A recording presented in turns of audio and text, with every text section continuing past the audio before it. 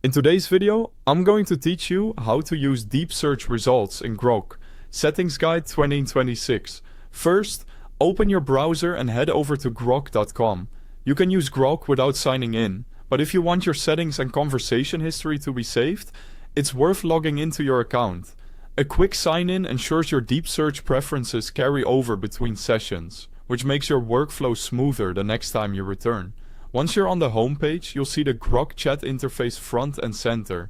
This is where you type your questions or prompts. Take a moment to look along the bottom of the chat area. Near the input bar, you'll find the deep search control. It may look like a toggle or a button, and when it's active, Grok will switch from a standard chat reply to a research-driven response. Click the deep search control to turn it on. Then enter your prompt as you normally would and hit send.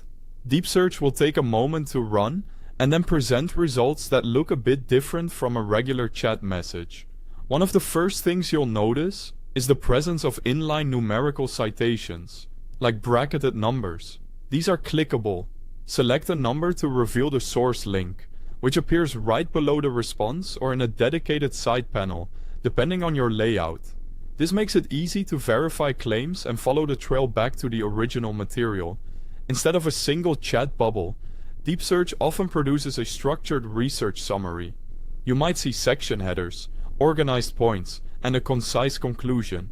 If the answer feels longer than you need, ask Grok to tighten it up. A helpful prompt here is: summarize the deep search results into 3 key takeaways. You'll keep the substance while cutting down on the reading time.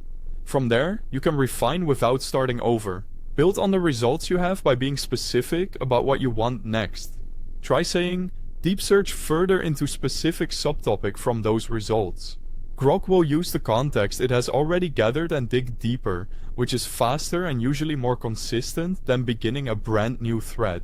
Finally, as you continue asking follow-ups, Grok will generate new findings based on what you say, while keeping the citations and structured format that make deep search so useful.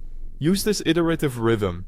Ask, review sources, summarize, then narrow the focus, to move from broad understanding to precise answers efficiently.